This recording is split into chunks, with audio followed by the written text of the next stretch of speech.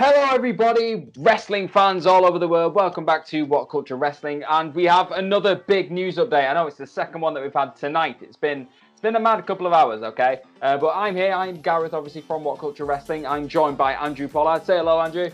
Hello. How's it going?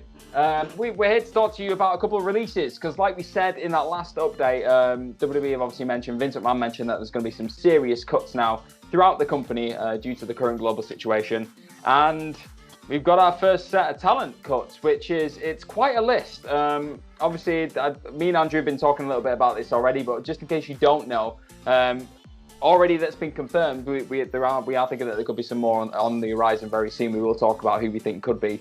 But Drake Maverick's been confirmed. We've got Curt Hawkins has been confirmed. Karl Anderson, Luke Gallows, Heath Slater, Erick Young, EC3, and Lio Rush. So that's not just like scraping the bottom of the barrel stuff. There's some serious talent that they've just gone, yeah, bye. Okay, there you go, AEW, snatch them up. Like it's, you've got some, like, the OC. The OC has just been dropped out of the company. I'm dumbfounded, Andrew. I don't know. How do you feel about this?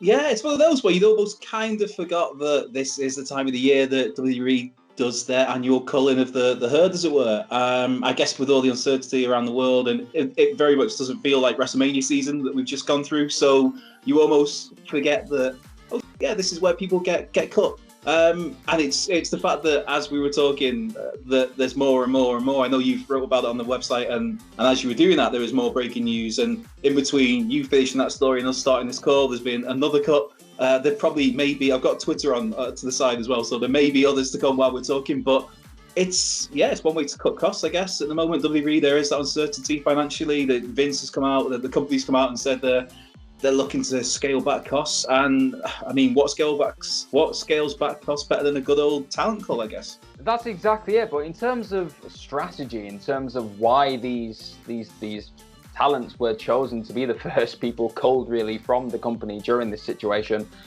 I'm not sure what it was. Because if you look at Luke Gallows and Karl Anderson, for example, they were just a part of that critically acclaimed, you got to say it really, across the board. A lot of people raved about that Boneyard match. They were a pivotal part of that match. And now, but AJ Styles has obviously been off screen because he's buried alive. He's going to come back and he's not going to have half his stable. Any of his stable. So it's what a shift in a day. And then you've got Drake Maverick. Sorry, not Drew McIntyre. That would kill me.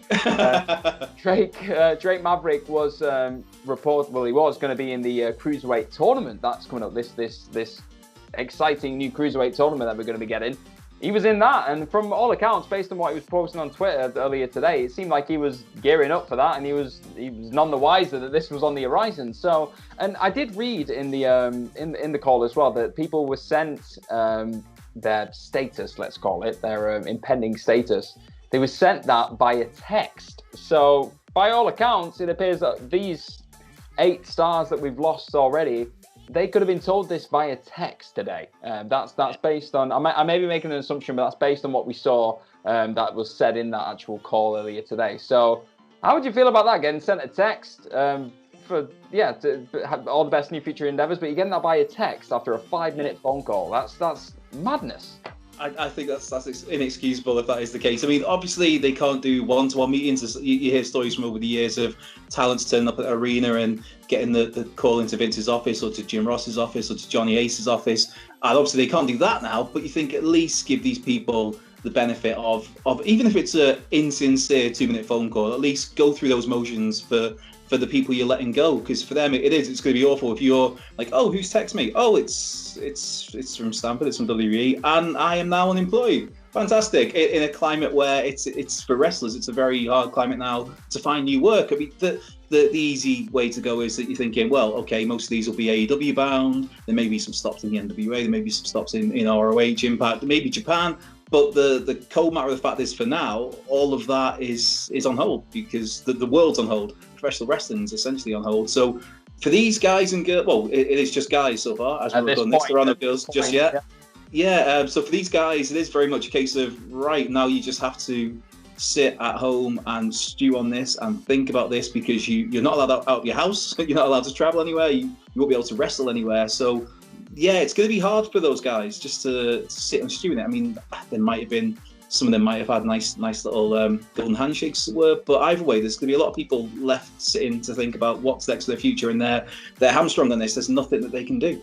And it's one of those, it's been a heck of a week for Vince McMahon with obviously the XFL filing for bankruptcy and just everything that's going on with the company right now, all the controversies surrounding the actual shows being put on, the live shows, everything else. It must be the most unstable, chaotic environment and WWE naturally normally is quite chaotic in its own right. This current situation right now must be unbelievable if you're a talent in that back room. Now you're in that locker room thinking I could get sacked at any point. So it's insane. But I really quickly want to just run that by you. Who do you think could be the next couple? There might only be one. There might be none. Who do you think could be on the horizon in terms of impending releases? I guess naturally your instinct with something like this is to look. You pitch a little lower down the card, so you're thinking is somebody like a No Way Jose safe, is a bit, maybe even as talented he is, maybe Cedric Alexander. You've got to think of Titus. I mean, Titus O'Neil seems to be pretty solid there because of all the work he does away from WWE. He's this great ambassador for the company, so maybe someone like Titus is safe for now. But I'm looking through the roster and it's. I mean, there's Riddick Moss. Obviously, he was recently involved in the 24/7 title mix where he was going to take the 24/7 title seriously. It was all about matches until he got rolled up on his front porch by R-Truth, and that ended that. Shelton Benjamin is another person there that if I was him, I'd be getting a little squeaky bum time, as it were. Looking at the I appreciate that. Looking across at the ladies that are there and. I mean, the Iconics, I did see the Iconics saying that they will be coming back sometime soon. They can't say when or how, but maybe that is in another company because we've not seen them for what feels like forever. I don't think we've seen them in 2020.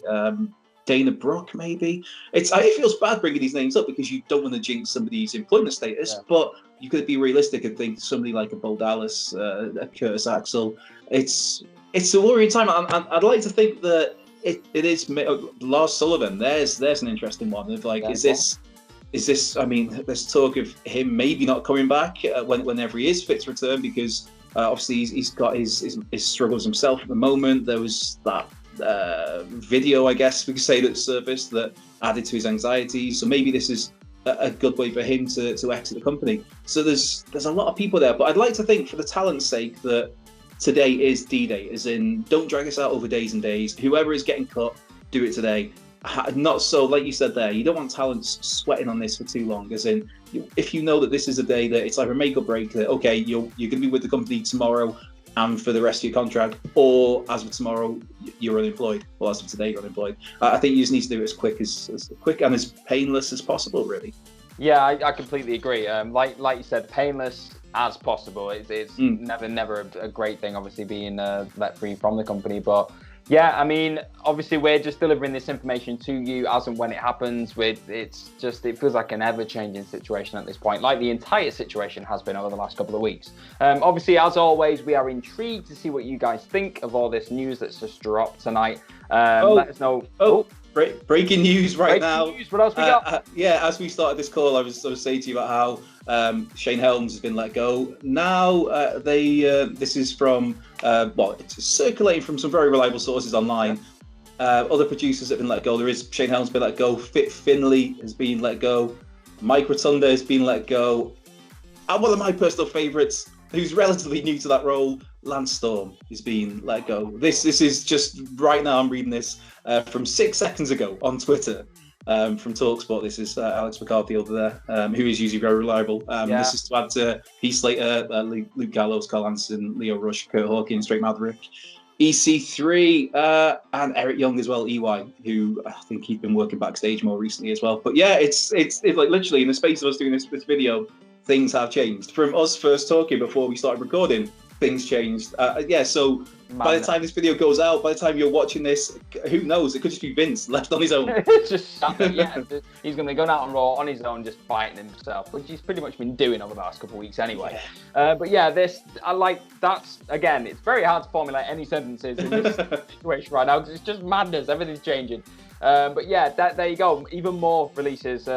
Staples of the company, Finlay, been there for absolutely years. Now suddenly gone in this situation. It'll be interesting to see if they're brought back into the company when they're in a better financial situation, if this isn't permanent, obviously. But like, we don't know this at this point. We're just trying to figure it all out, piece together the pieces. I think there as well, if they're letting 1, 2, 3, 4 producers go at this moment in time, those 4 producers will be looking after a lot of matches and a lot of segments backstage. So is that an indication that we're going to see even more talent releases as well? To me, it's a developing story, should we say, at best.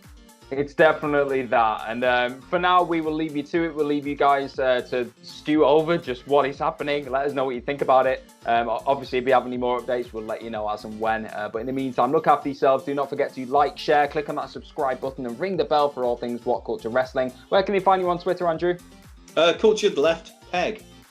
Lovely. Find me at DMorgan04 on Twitter. Thank you very much. Have an awesome night, and hopefully we'll see you very, very soon.